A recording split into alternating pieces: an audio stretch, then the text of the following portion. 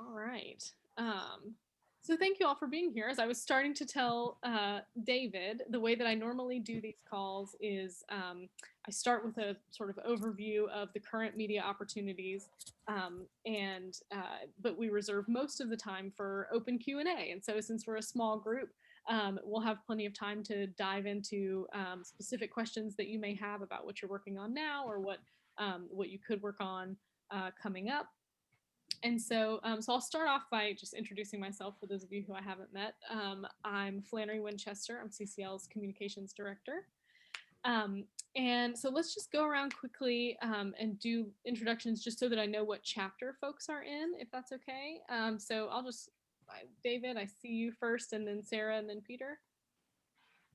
Yeah, I'm with the Rochester, New York group. And if I look distracted, it's because I've got the other Zoom link open on my phone in case anybody pops in there so I can direct them here. Oh, thank you, David.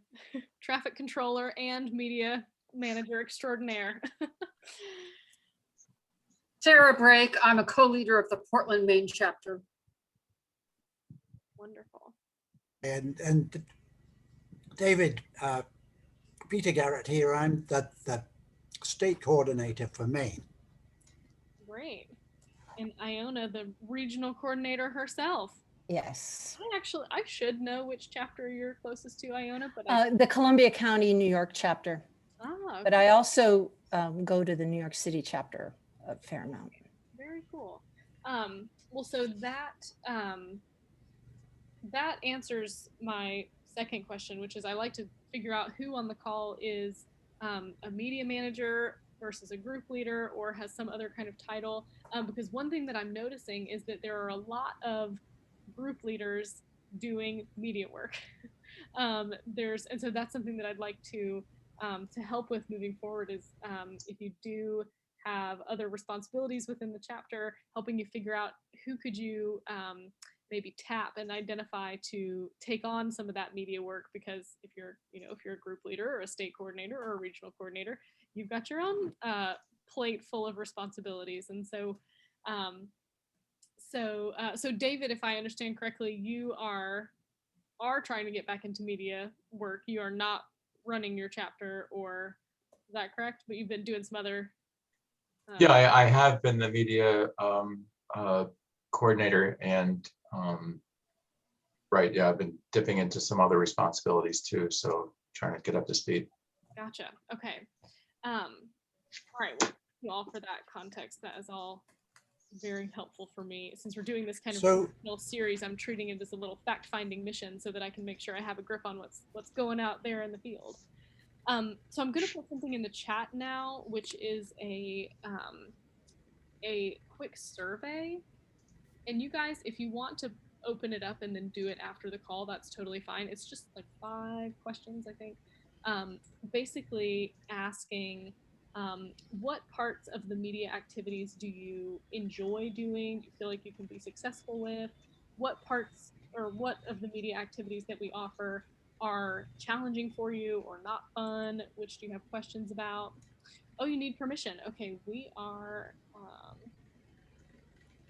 testing this live. I just made this earlier today, so let me. So Flannery, could you adjust your microphone such that we can hear you a bit louder?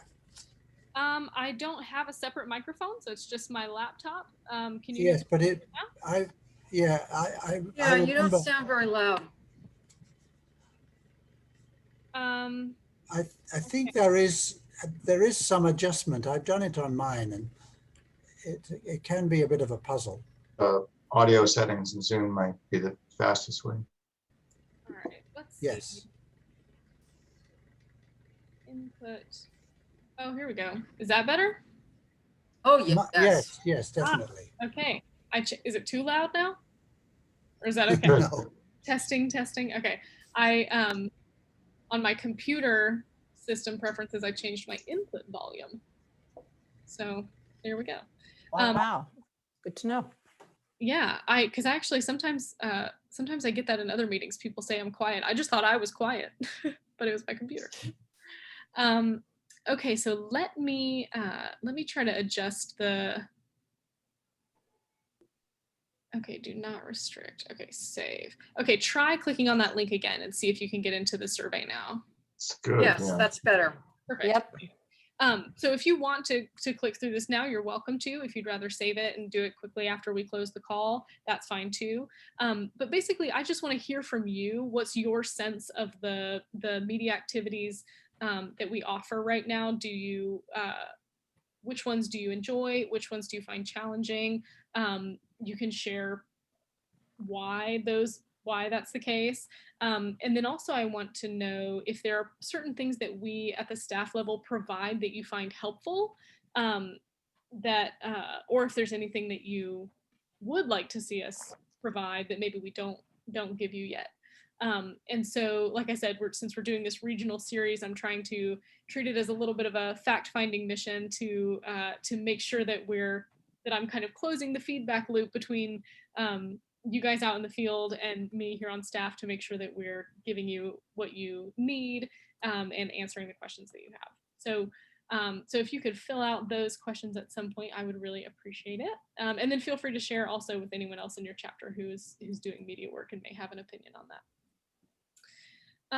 Okay, so now to the overview of current media opportunities. So the big thing is that the conference is this weekend.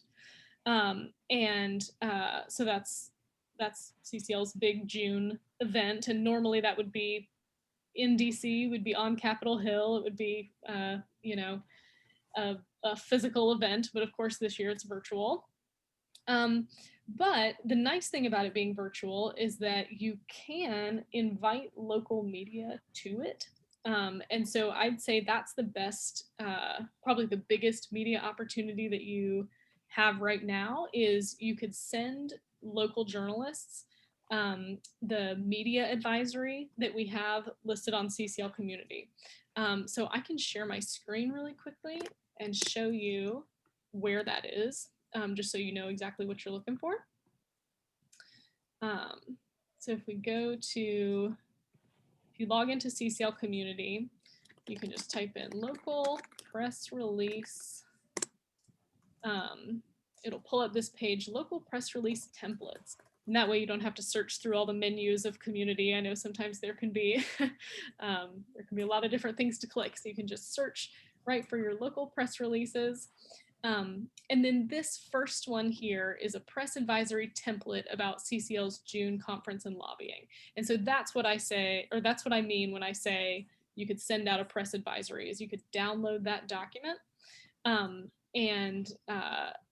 actually, I'll go ahead and download it and then I'll show you. I'll just stop my share and restart it. This is what it looks like. So this is what it looks like when you download that document. It's labeled as a media advisory. It has a place for you to put your local contact information up at the top. And it has a headline, local advocates push for a price at climate conference and lobby meetings. So this is just a way for you an easy way for you to frame for a local reporter or a local, radio journalist or a TV anchor or somebody, to let them know what CCL is doing and how your chapter relates to it. And so you can see these little red spots where you drop in local details. And so like this sentence says, at least X number of climate concerned locals from your city are planning to attend. So there, if you've got 12 people in your chapter who are planning to log in for the conference, you say at least 12 climate concerned locals from Rochester are planning to attend. And so that way a reporter who's in your area sees the connection between this national thing and how it relates to the local community. So that's, you just go through, it's very self-explanatory. You just fill in your sort of open spots. So that is really the biggest media opportunity right now, is to send that out. And the purpose of those is to try to get an article or a TV story or a radio story where the journalist is actually interviewing you or someone from your chapter and saying, local climate advocates from Rochester are talking to Representative so-and-so this week about climate policy. Like that's the kind of thing we're going for by sending this out. So that's the biggest opportunity right now. And then to support that, volunteers, any volunteer in your chapter can be writing letters to the editor saying, talking about attending this, this national climate event because it's such an important issue and you really want to see action from your, from your New York delegation and that sort of thing. So you can support that outreach by having folks send in letters to the editor, to the newspaper, to just show on the opinion pages too that it's that this is something that's going on. So I'll stop there and see if there are any immediate questions just about those opportunities right now. Yes, if I could just bring up something that came up in an email that I got today. And let me just read it to you. Okay. Oh, wait a minute. Yes, here it is. So as it happens, Harry Brown is the media coordinator for Maine, and I don't know why he's not on this call. Perhaps he didn't. Anyway, don't know. And he's doing a terrific job. He's sending out press releases about every week, I think. He's not getting much feedback on it. And one of the problems that we've had is that we can't get the major papers in Maine, the Portland Press Herald and the Bangor Daily, to pay any attention, any real attention on the editorial level for the work that we're doing. They sometimes accept op-eds from us, a few letters to the editor. It's not as if we don't get anything, but Harry thought about creating a press event that would be good, and I found the willing free a press event. In other words, having a full page in the Bangor Daily and the Portland Press Herald, since they're so slow to cover the story, and creating a press event that would be good. So we're looking into that. What do you think about having a press event and having, for instance, Portland's mayor and Bangor's mayor coming to the event? Does that meet your sense of correctness, or a good way to get things moving? Yeah, well, so first I want to clarify one thing that I heard in your question, which is I think maybe a little bit of fuzziness between the news side and the editorial side. So this is something that it's unless you worked with the media, it may not be very clear from the outside, but the editorial pages and the news side of the paper, the reporters, are separate. Yes. So when Harry is sending out press releases, he should be sending those to reporters, but that will have no impact on what the editorial board or the opinion page editor is publishing on the opinion pages. Those are separate parts of the newspaper. That's true. Okay. So, yes. so that's one thing to always keep in mind, and make sure that you want to be talking to the right people to get the right result. Yeah. So if your goal is to generate news coverage, meaning articles that the reporters themselves would write and where they would interview you and they would write up the piece themselves, then yes, some sort of press event that they can come and cover, where there's somebody is giving remarks, maybe something is going on that the reporter can be listening into, can be picking little nuggets out of to write a story. That's a great idea. So if you could, I could think of the thing is, there has to be a reason to do it, right? So there has to be Well, I some. can see that the advisory that you showed us right at the beginning of this conversation was right along those lines. Yeah. These people are going to Washington or going to have a lobby meeting. Yes. Yes, but I don't know that that would be enough to hold a whole event around unless you were No. actually traveling to Washington. And Right.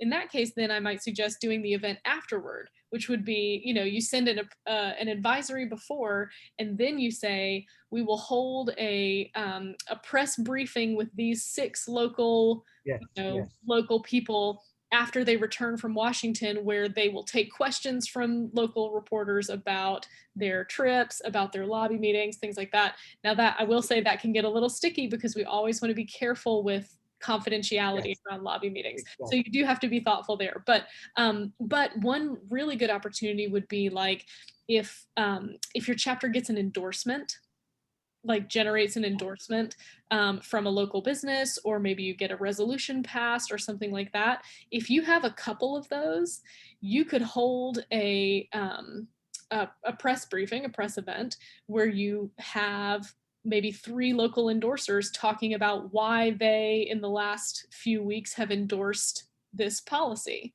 And so you could you could pull them together, and they could each prepare some remarks and then plan to take questions from the press about why they support this, why they're speaking out, something like that. So yes, something like that can provide an extra hook.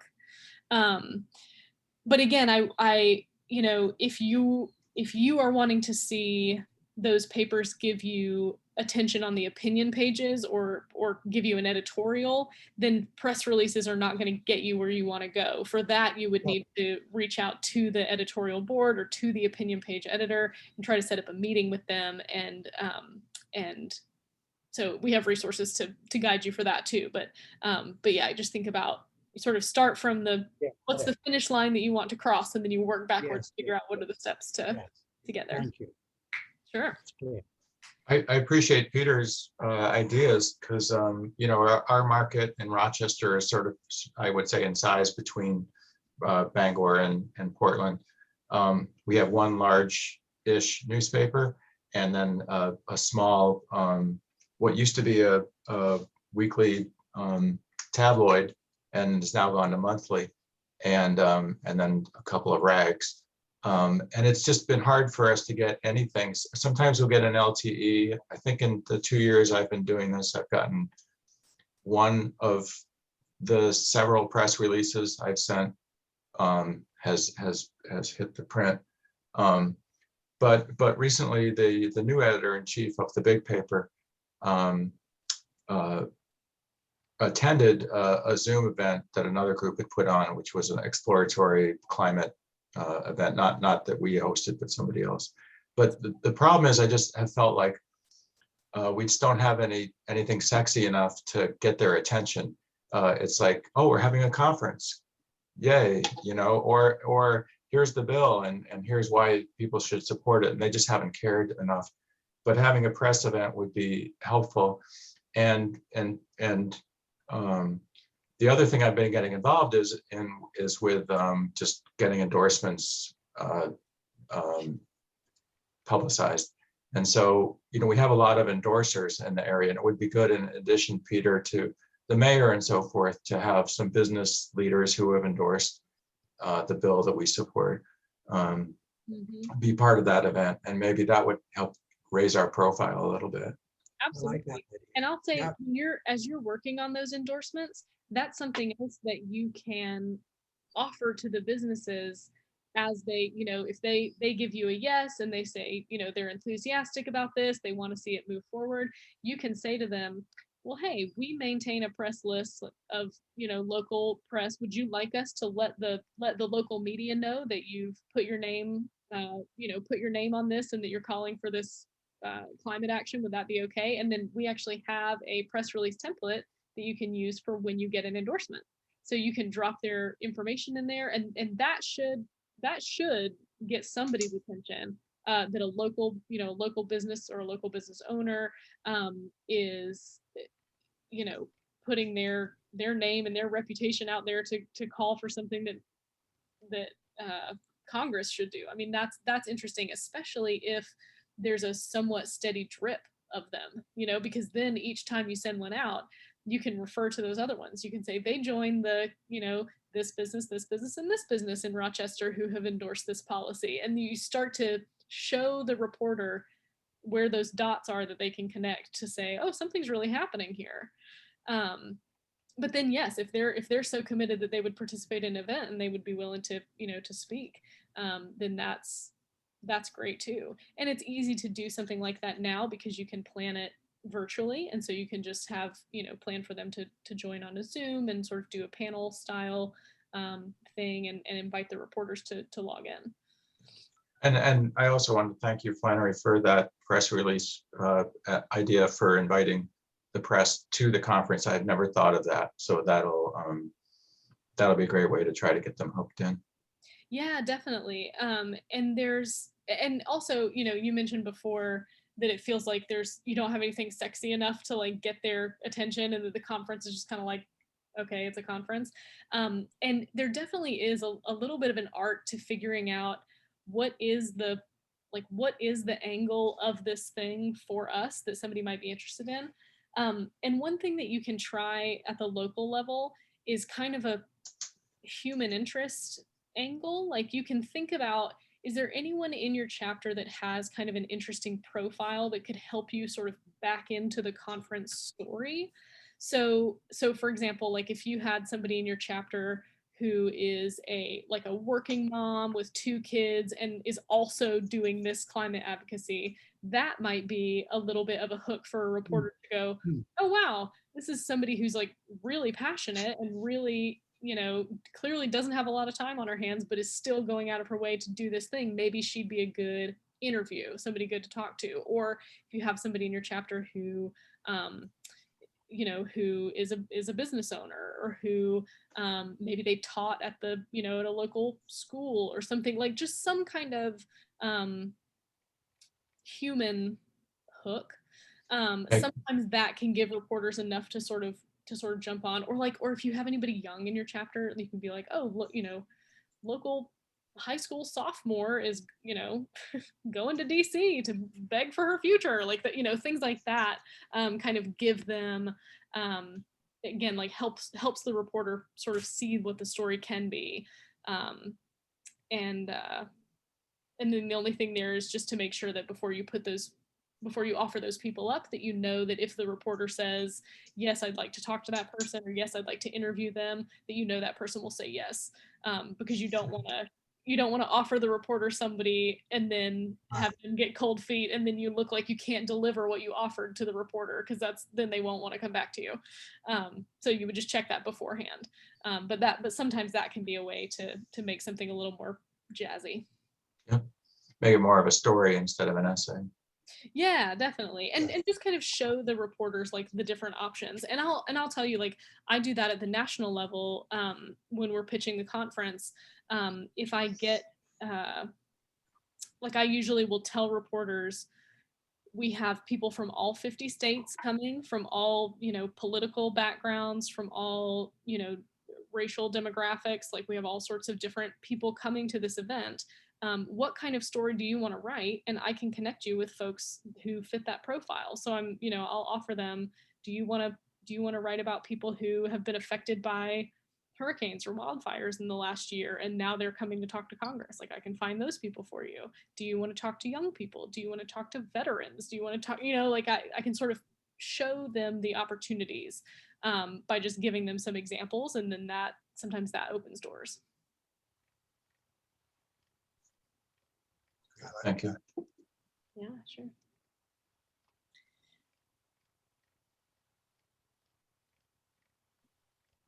Is there anything that y'all are working on now that you want to ask about or just tell me about? Oh, well, here's something that isn't exactly the press, but it's something that Iona and I were just talking about earlier, and it's a conversation that comes up quite a lot in Maine. And that is that the environmental groups are not picking up on the idea of carbon fee and dividend. Mm. They they don't provide any other option that would that would price carbon fuels and make them less attractive. I don't know quite what they want. Regulations, whatever. They talk about um, um, the need for, gosh, I can't think of the right word now, but um, Standards? yes, standards. That's right, standards and regulations and the traditional things that Subsidies? environmental groups have used in the past, and frankly, have managed to clean up our rivers quite well and the air. Uh, but you and I know that that won't work especially fast, and somehow we can't convince them. And so, if you have any bright ideas about how to work with people who, uh, on the face of it, understand the climate crisis, that don't seem to buy into the economists' viewpoint. One thing that I run into a lot in the with national press um, is the assumption that when we talk about carbon pricing, we mean carbon pricing at the exclusion of other solutions, which is not the case. This climate change is a big, complicated problem. Carbon pricing is going to take a huge chunk out of emissions and it's going to do a lot of the heavy lifting, but it's not the only thing that we need to do.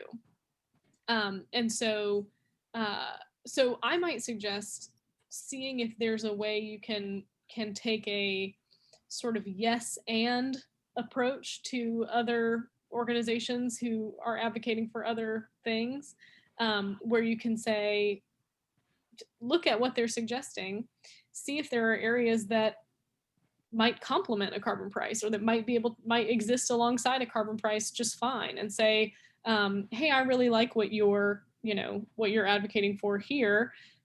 With a carbon price in place, your policy would be doing a lot of good work. Carbon price would be doing a lot of good work too. Let's I say to reporters a lot, I say, let's throw the kitchen sink at this thing. Like, let's do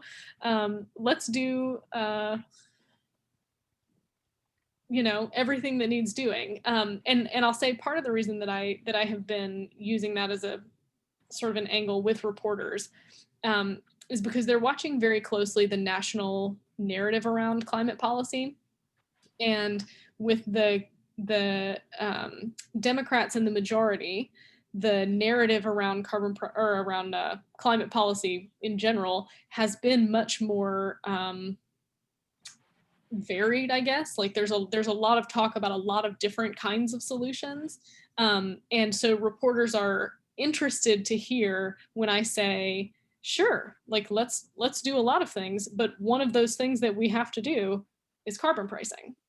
And so, I don't want to get too far out of my lane and talk about outreach to other organizations. I mean, we do have some guidance on CCL community and trainings about how to work with other environmental groups who are focused on other things, and so I'd encourage you to check those out.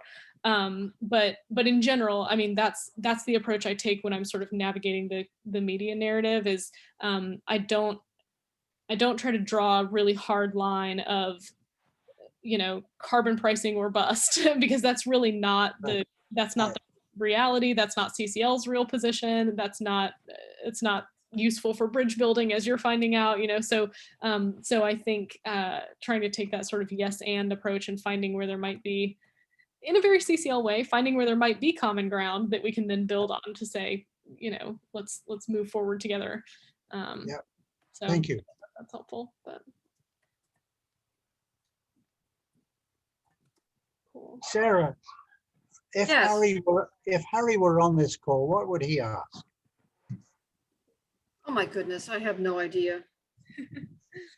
I am taking notes for him. Oh, good. And we'll have it recorded. We can share this with him too. I really don't know. I might ask, do you guys know, you said he's sending out press releases once a week. Do you know what he's sending press releases about? Because that sounds like a high frequency for press releases. It makes me wonder what is he trying to get their attention on so frequently? Do you know? I have only seen one press release so far, and I don't remember what was in it. I don't think they're actually doing them once a week, Okay. but I'm not sure about that. The other thing, Flannery, we're concerned that so many people don't read the daily papers, Sure.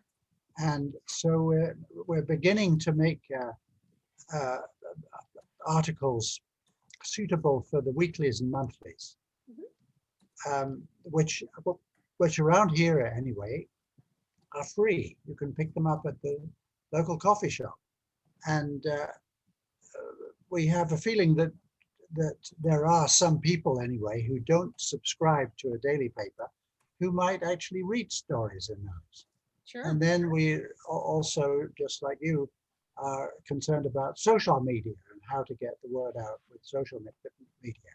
So Harry's only been on board in this position for, I don't know, maybe 6 months at most, and so he's beginning to try out all of those. And We have you know, we try to hit all of those, and we have a separate social media coordinator and also a separate LTE coordinator. You know, I do press releases basically. And I think the impact that the newspapers have on readers is probably equal. I mean, I don't have any evidence for this. This is my sense, equal to the impact that it has on social media, because the social media readers don't do very much about what they read, you know, whereas the newspaper readers take a little more interest.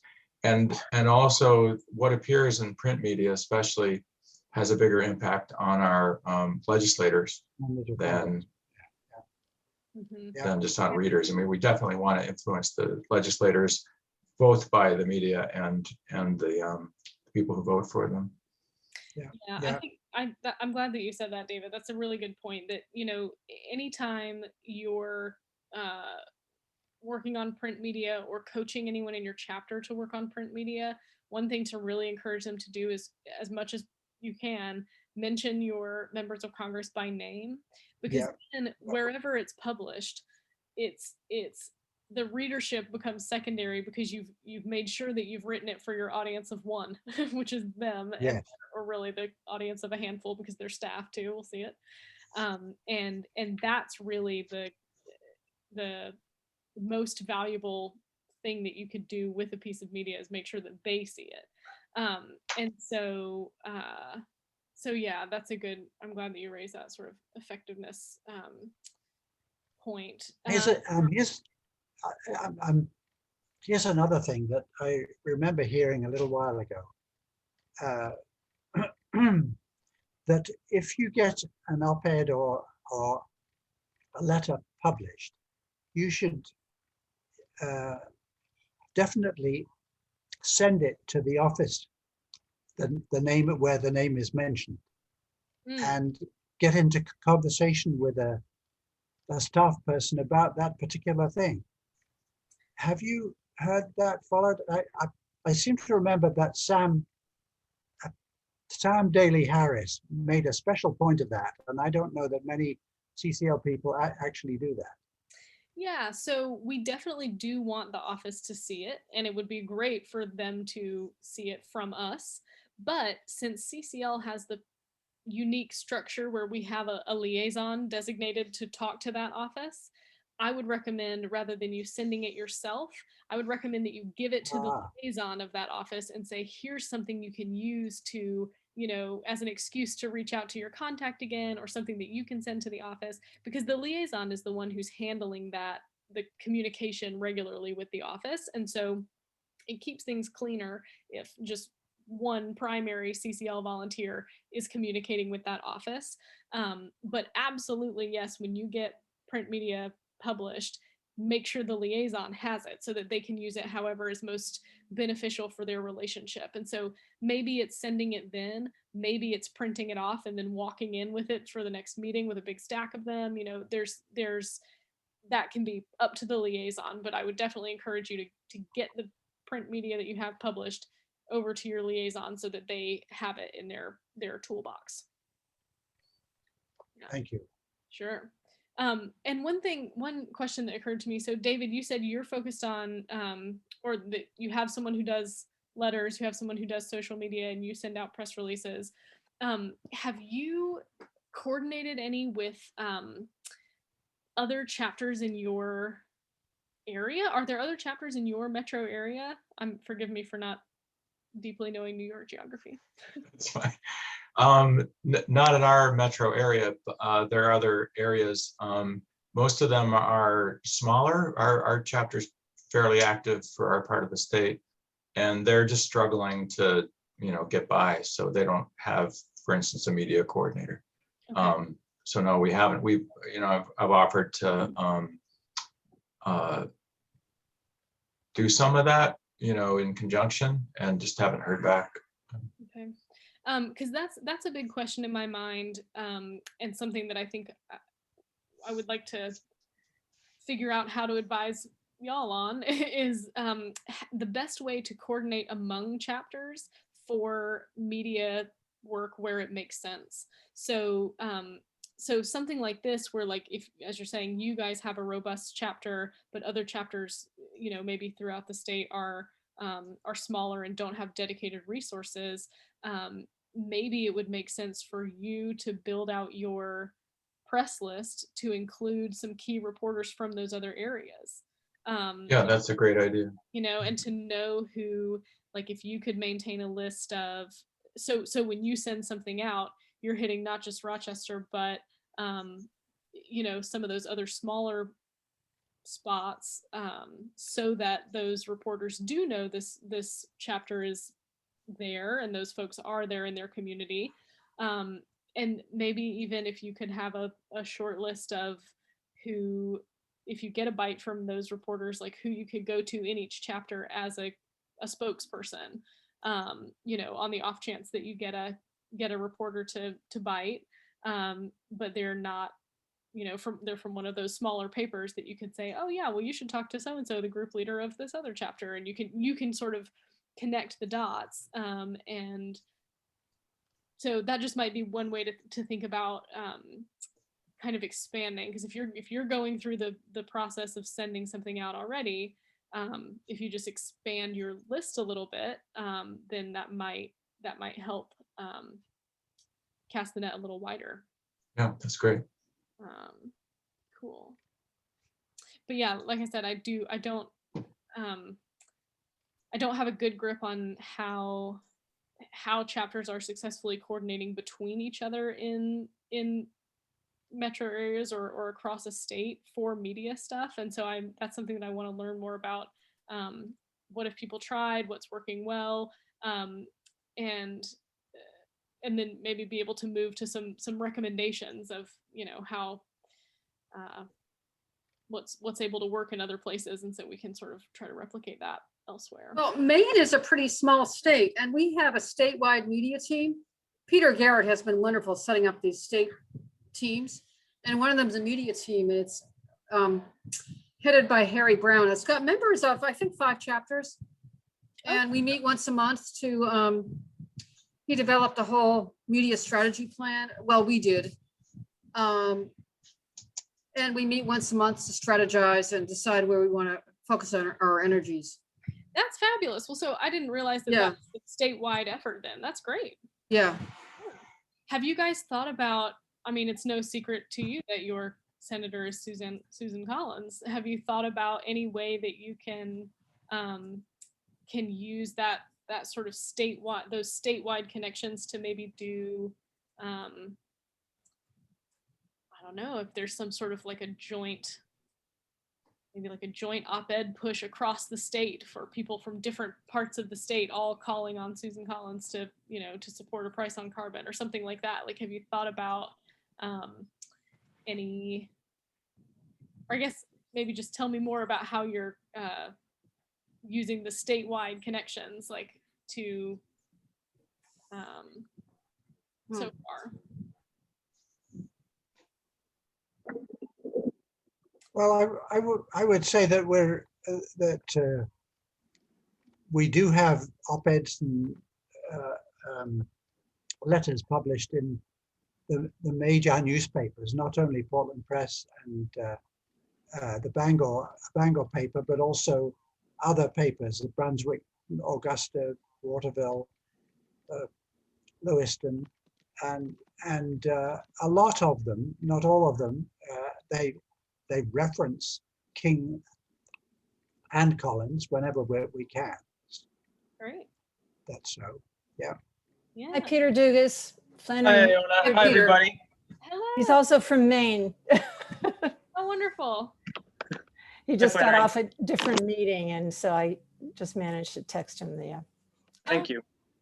Well, This was recorded, Peter, so you can hear the beginning afterwards. I'll keep my language clean.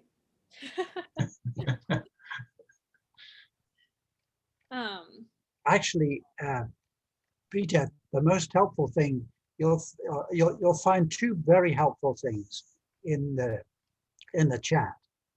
And the second one you may or may not be aware of, and that is that Flannery has a bunch of templates there that you could use in different circumstances.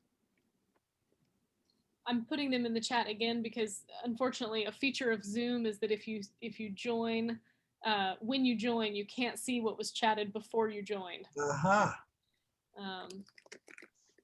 There again. Thank you. Sure.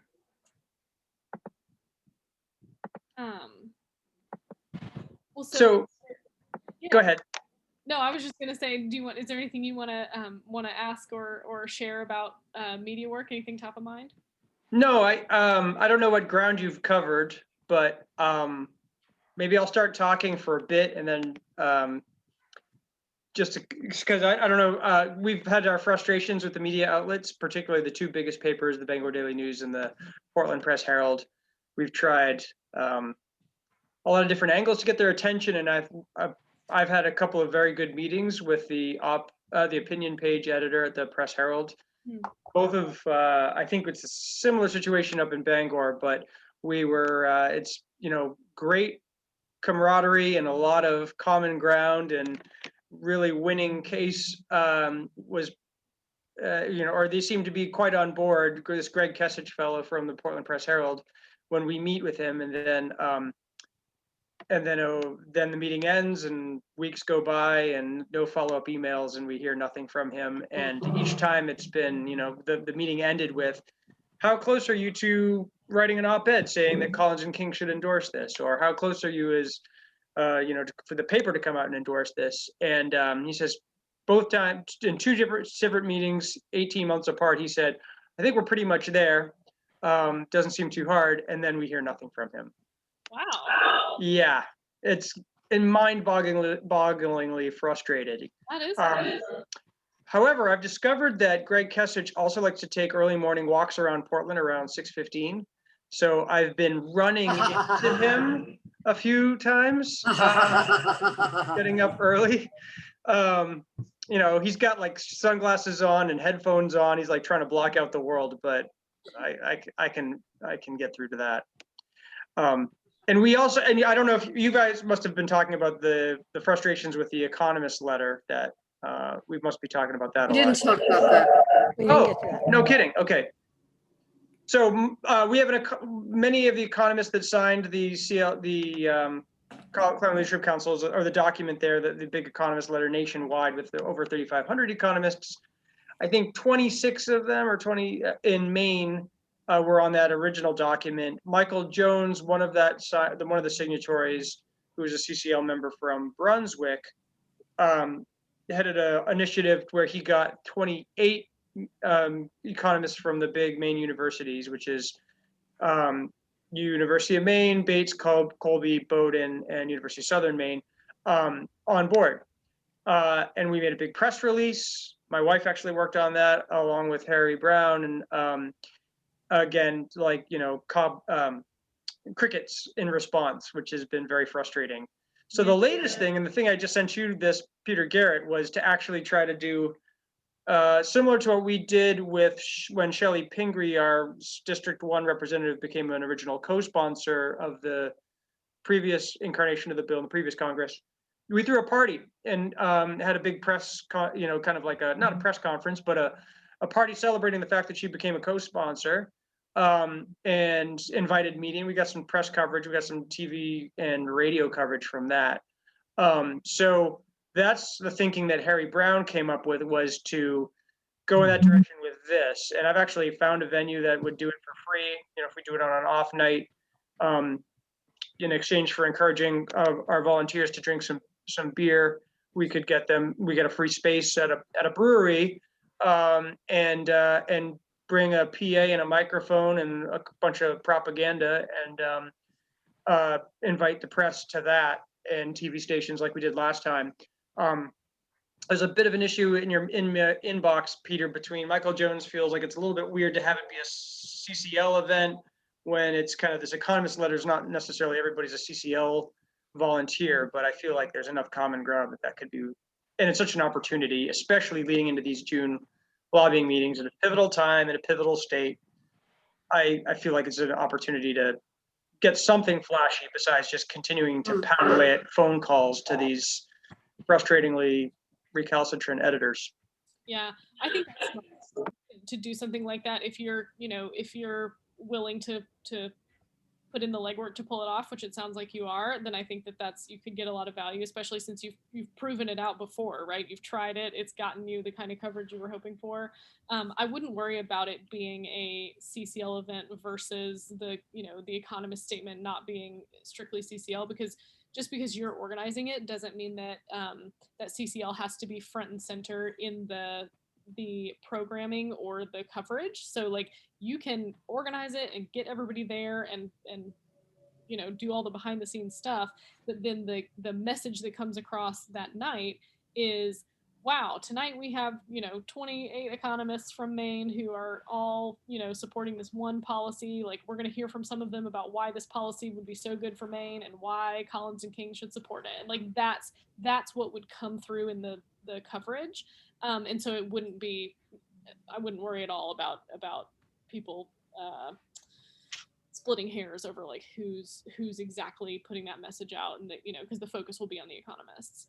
Thank you. That was my gut response too. But I don't know. I'm not an economist, so I didn't. And the economist who did kind of forward it had concerns about it. But that's my feeling is like, oh, that seems like a workable situation where we don't have to mention ourselves. We don't even have to mention any of the alphabet soup of different organizations that are between the EICDA, the CLC, the CCL. We could just talk about carbon pricing in general, or the HR 2307. Yeah, I think if somebody asks, tell them who you are, but it's it's not a focus. And yeah, that makes sense and sounds good. And one thing that I'm curious about, and I know that a few states have tried to replicate the Economist statement in the way you're describing. One thing that I'm curious about is if business endorsers would do something similar. Like would business endorsers from across the state be willing to put their name on something that says, we think this kind of policy would be better for our business and would be better for the economy, or whatever they sort of want to say as business owners, to use that same kind of approach but elevate the business voice, because that's something that we don't hear as much. And I think business owners are often not sure how to sort of plug in, and there's so much good work happening in the chapters to get endorsements, and I wonder if that could be something that media folks, if you're looking through the media lens, you could offer that and sort of help gather that and facilitate that, so that because that's something that, to your point, David, that is something that I think is sexy to publish, where people are like, oh wow, 25 business owners have said this, and that's something that I don't know, it has a little edge that the economists, bless them, just don't have. What are you saying? Are you saying that like there's nothing sexy about a 2-page white paper by an economist being faxed to you? No, I get it. No, I understand. We've done really well. I feel like we've got a good amount of businesses who would come to the plate, and even if they weren't all there, or if they didn't all sign on, one of my concerns has always been that we get these endorsements from businesses and then they kind of like never hear from us again. So this is a good way of kind of circling back around, like we're still here, we're still working hard to try to get this through. So I like that. Why not replicate it with healthcare workers and like all these other sectors? So yeah. Absolutely. And that's the kind of thing too, that if you have, let's say you get 10, 15, 20 to sign on, even if you only get 3 who are excited enough to give statements to press, then you hold a little press conference, with just Right. to speak out or something as sort of representative of the group or something. So there's lots of interesting ways you can kind of slice and dice it, but Especially if they're advertisers. absolutely. Yes. Oh man. Oh, more than you know. Yeah. That's interesting. Oh yeah. Yeah. We were so frustrated with this economist statement not making any splash at all, that we were contemplating, taking out a 1-page ad or something which could get pricey, but doing something to just kind of break the barrier down. Yeah, I like the event idea as a first, before you shell out any money. I like the event idea. I wish the contrarian was on this call, but I will take your word to him. Well, this is recorded, so you can pass it along. Oops, did I use any foul language? I forgot. Okay. No, you're fine. But I do want to be sensitive to time, so we're at the bottom of the hour, and so so I will just flag for everybody in case you're not aware. On CCL Community, we do have the site-wide forums for the different levers of political wills. There's a lobbying forum, there's a grassroots forum, and there's a media forum. So so anytime you have questions about all the types of things that you guys raised here tonight, feel free to post that in the forums, because the communication staff, we're subscribed to those. We get those instantaneous notifications, and we'll get right back to you. But also other volunteers are subscribed to those forums as well, and may jump in with examples of things they've tried that have worked. And so feel free to sort of pull these questions and this conversation out into the public in that forum, and we can keep the advice coming, keep the brainstorming going, and keep moving things forward.